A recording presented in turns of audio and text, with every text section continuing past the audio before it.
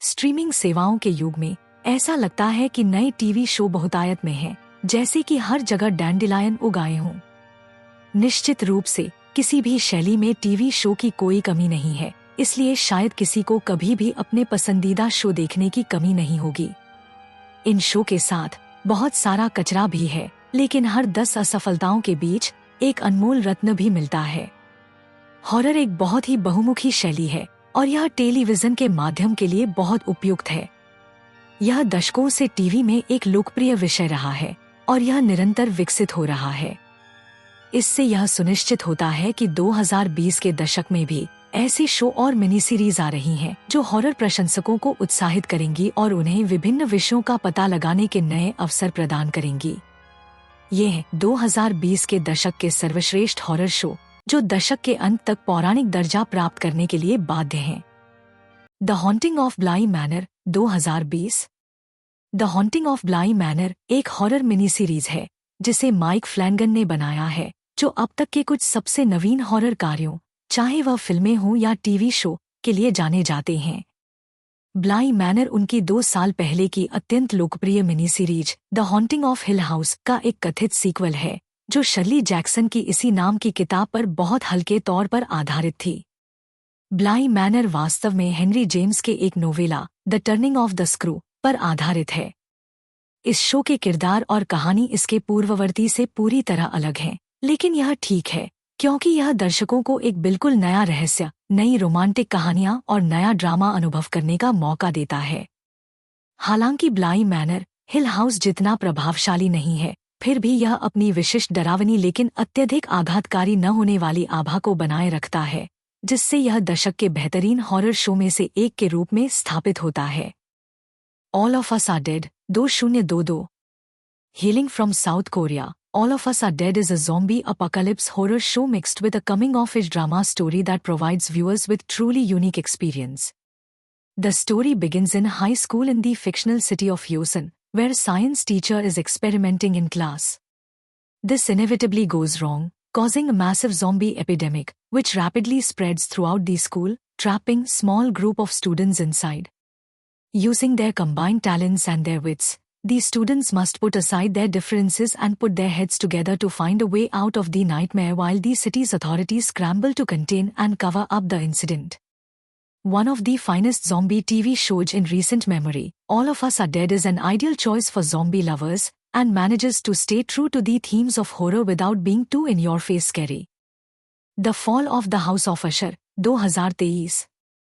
The fall of the house of Usher Mike Flanagan की एक और मिनी सीरीज है, जो इस बार विश्व के सबसे प्रसिद्ध गॉथिक लेखक एडगर एलन पो की इसी नाम की एक छोटी कहानी पर आधारित है।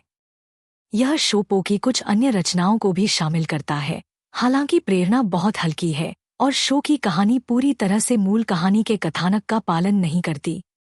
इसके अलावा यह वर्तमान समय में घटित होती है, न कि 19वीं सदी में, जब पो की अधिकांश रचनाएं आधारित थीं। The fall of the house of Usher एक ऐसी कहानी प्रस्तुत करता है जो फार्मास्यूटिकल कंपनियों के इर्द गिर्द घूमती है और उन घिनौने घटनाओं के बारे में है जो बंद दरवाजों के पीछे हो सकती हैं।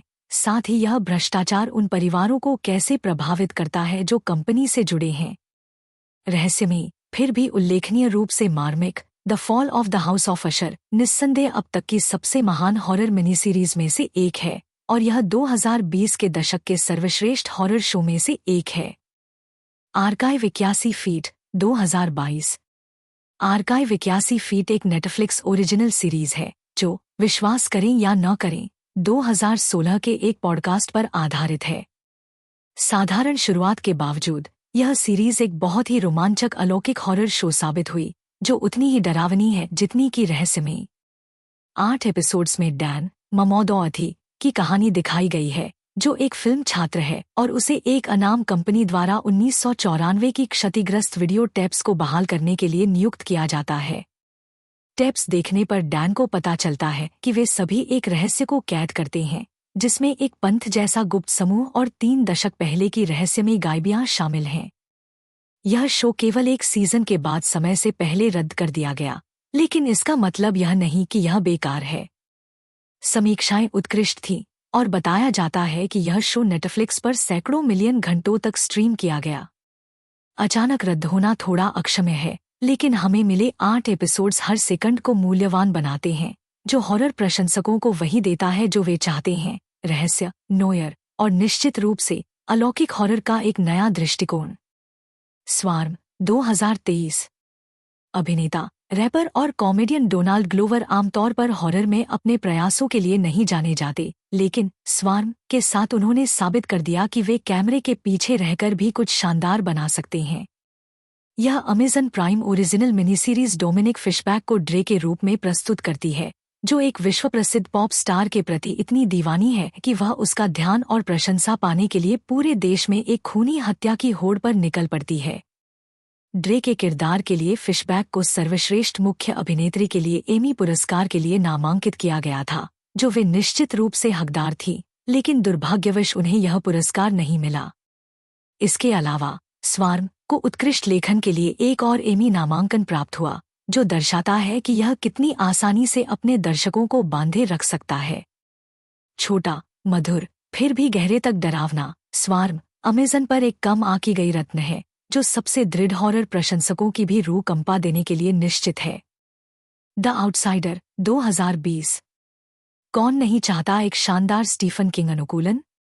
मानव इतिहास के सबसे महान हॉरर लेखकों में से एक, किंग की कई रचनाओं को बड़े और छोटे दोनों पर्दों पर अनुकूलित किया गया है, लेकिन हाल ही में रिलीज हुई द आउटसाइडर एक वास्तविक छिपा हुआ रत्न साबित हुई है, जिसे वह ध्यान नहीं मिला जिसकी वह हकदार थी। यह मिनी सीरीज यकीनन स्टीफन किंग के सर्वश्रेष्ठ अनुकूलनों में से एक है, इसलिए यह थोड़ा शर्मनाक है कि इसके बारे में उतनी चर्चा नहीं होती। स्टीफन किंग की कई कहानियों की तरह यह कथानक शुरुआत से ही दर्शकों को एक रहस्य प्रस्तुत करता है, जो जॉर्जिया के एक शांत शहर में एक युवा लड़के की रहस्यमयी मौत पर केंद्रित है। जब जासूस इस मामले की जांच शुरू करते हैं, जो शुरू में एक साधारण मामला लगता है, तो यह अलौकिक तत्वों के साथ और जटिल हो जाता है। उत्कृष्ट समीक्षाओं और कई पुरस्कारों के साथ the outsider her horror television प्रशंसक या स्टीफन किंग के प्रशंसक के लिए एक अवश्य देखने योग्य शो है। चकी 2021 से 2024। चकी 80 के दशक में अपनी पहली फीचर फिल्म के साथ ही हॉरर में एक जानामाना नाम बन गया था। यह गंदी ज़बान वाला गुड़िया, जिसे हत्या का शौक है, अपनी सिनेमा यात्रा में कुछ उतार चढ़ाव से गुजरा, लेकिन हाल के टेलीविजन पुनरुद्धार ने इसे वह जोश दिया जिसकी इसे जरूरत थी ताकि यह अन्य 80 के दशक की भड़कीली स्लैशर फिल्मों से अलग हो सके। चकी टीवी सीरीज अपनी बेतुकीपन को पूरी तरह से अपनाती है, जानबूझकर एक हॉरर कॉमेडी बनती है, न कि केवल खूनी हत्याओं का मेला। इस शो को डॉन मैंसिनी ने बनाया, वही व्यक्ति जिसने मूल फिल्में लिखी थी, और गुड़िया को ब्रैड डॉरिफ ने आवाज दी, जो पिछली फिल्मों में भी इस हत्यारे गुड़िया की भूमिका निभा चुके हैं।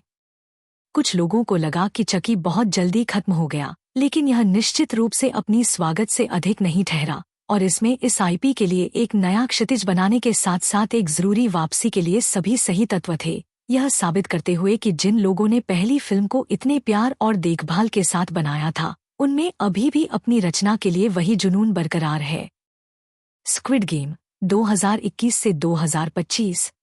स्क्विड गेम एक दक्षिण कोरियाई नेटफ्लिक्स सीरीज है, जिसने 2021 में क्वारंटाइन के दौरान पूरी दुनिया में तहलका मचा दिया। यह डिस्टोपियन हॉरर थ्रिलर शो कुछ बदकिस्मत व्यक्तियों की कहानी है, जिन्हें एक रियलिटी गेम शो में भाग लेकर ढेर सारा पैसा कमाने का मौका दिया जाता है, जिसमें चुनौतियां बचपन में खेले जाने वाले खेलों के वयस्क संस्करण हैं। लेकिन जब प्रतियोगी उस सुविधा केंद्र में पहुंचते हैं, तो उन्हें जल्दी ही पता चलता है कि हारने की सजा मौत है, और प्रत्येक व्यक्ति की मृत्यु के साथ मुख्य पुरस्कार की राशि बढ़ती जाती है। हालांकि शो का दूसरा सीजन वास्तव में कमजोर रहा और यह संदिग्ध है कि आगामी तीसरा सीजन दांव को सफलतापूर्वक बढ़ा पाएगा, लेकिन पहला सीजन टेलीविजन का एक पूर्ण उत्कृष्ट कृति है। यह रोमांचक, रहस्यमयी और पूरी तरह से परेशान करने वाला है, जो लोगों को असहज करता है, फिर भी वे अगले घटनाक्रम को देखने के लिए नजरें नहीं हटा पाते। इसमें कई शानदार राजनीतिक संदेश और सामाजिक कथाएं भी हैं, जो इसे न केवल मनोरंजक बल्कि आंखें खोलने वाला बनाती हैं, जिसने इसे 2020 के दशक के सबसे यादगार शो में से एक बनाने में मदद की है। The last of us 2023। The last of us एक पुरस्कार विजेता वीडियो गेम पर आधारित है जो एक ज़ॉम्बी सर्वनाश के दौरान घटित होता है। अंतर यह है कि ये ज़ॉम्बी किसी वायरस से नहीं बने, बल्कि कॉर्डिसेप्स नामक एक वास्तविक कवक के उत्परिवर्तित रूप से उत्पन्न हुए हैं। इस उजाड़ बंजर भूमि में जोएल पेड्रो पास्कल नामक एक तस्कर को एक सामान्य कार्य सौंपा जाता है, जिसमें उसे एली बेला रैमसे नामक एक युवा लड़की को फायरफ्लाइज नामक प्रतिरोध समूह तक पहुंचाना है, केवल यह पता लगाने के लिए कि एली कॉर्डिसेप्स के प्रति प्रतिरक्षित है। जोएल और एली का रिश्ता धीरे धीरे पिता और बेटी जैसा हो जाता है, हालांकि उनके मिशन अभी भी उनकी अन्य इच्छाओं और ज़रूरतों से ऊपर रहते हैं। आमतौर पर वीडियो गेम अनुकूलन निराशाजनक हो सकते हैं, लेकिन इस HBO ओरिजिनल सीरीज को शानदार समीक्षाएं मिली हैं, संभवतः क्योंकि इसे वीडियो गेम के एक निर्देशक द्वारा सहनिर्मित किया गया है। दूसरे सीजन के साथ द लास्ट ऑफ अस ने खुद को संभवतः अब तक का सबसे महान वीडियो गेम अनुकूलन और निश्चित रूप से 2020 के दशक के सबसे शानदार हॉरर शो में से एक के रूप में स्थापित कर लिया है। फ्रॉम 2022। फ्रॉम एक सुदूर अमेरिकी शहर में घटित होता है जो किसी अजीब अलौकिक शक्ति के साये में है जिसे समझाया नहीं जा सकता। जो कोई भी इस शहर में प्रवेश करता है वह हमेशा के लिए इसमें फंस जाता है और रात में आसपास के जंगलों में घूमने वाली विभिन्न प्राणियों द्वारा उसका पीछा किया जाता है। इस अराजकता और अस्पष्ट घटनाओं के बीच शहर के मेयर बॉयड स्टीवंस हैरोल्ड पेरिन्यू यह पता लगाने के लिए दृढ़ संकल्पित है कि क्या हो रहा है और इसे कैसे रोका जा सकता है। इस साइफाई हॉरर सीरीज को केवल सकारात्मक प्रतिक्रिया मिली है, जिसमें समीक्षकों ने इसके निर्देशन, कथानक, जटिलताओं और अनूठे कॉन्सेप्ट की प्रशंसा की है, जो एक पूरी तरह से मौलिक कहानी प्रस्तुत करने में सक्षम है, बिना अपने दर्शकों को एक पल के लिए भी खोए। इसमें एक आदर्श रहस्य सीरीज के सभी सही तत्व हैं, साथ ही कॉस्मिक हॉरर और साइंस फिक्शन के तत्व भी हैं। वास्तव में फ्रॉम जैसा कोई दूसरा शो नहीं है और यही इसे बिना किसी संदेह के 2020 के दशक की सर्वश्रेष्ठ हॉरर सीरीज बनाता है।